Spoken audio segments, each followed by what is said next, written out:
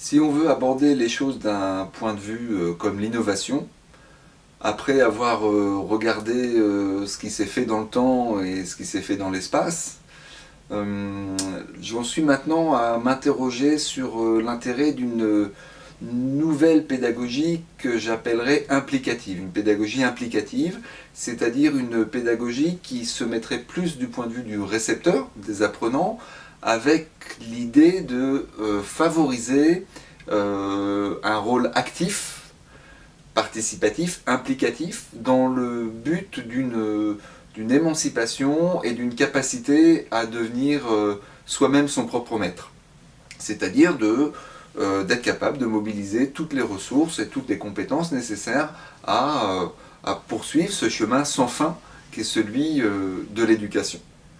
Alors je ne pars pas de zéro, ce paradigme il s'inscrit tout à fait dans la continuité de ce qui se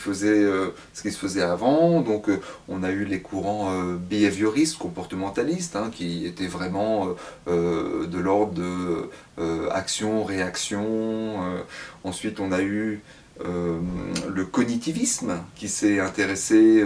au rôle du cerveau, à son fonctionnement, le constructivisme, comment toujours ce cerveau arrive à agréger, complémenter ses savoirs, et puis plus récemment le socio-constructivisme, c'est-à-dire comment tous ces processus s'opèrent dans un cadre interrelationnel, notamment avec ces fameux pairs. Et cette pédagogie implicative qui va être un prolongement des pédagogies de projet, par exemple, s'appuie également, et c'est essentiel, dans un cadre qui est celui de la bienveillance, d'une relation harmonieuse et de tout ce qu'on va appeler de façon plus générale le bien-être. La pédagogie implicative a donc pour caractéristique de se focaliser sur les actions de l'apprenant et des apprenants, puisque, on l'a vu, ils peuvent travailler en groupe, et c'est même fortement recommandé. Pour autant, il ne s'agit pas de laisser la bride complètement, parce que les sciences nous enseignent beaucoup de choses sur les degrés de maturité cognitif, psychologique, et tout n'est pas adapté à n'importe quel âge.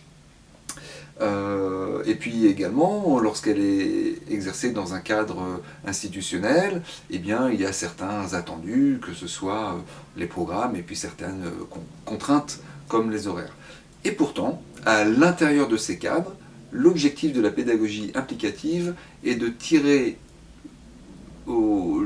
maximum profit de cette chose merveilleuse que nous avons en France et qui s'intitule la liberté pédagogique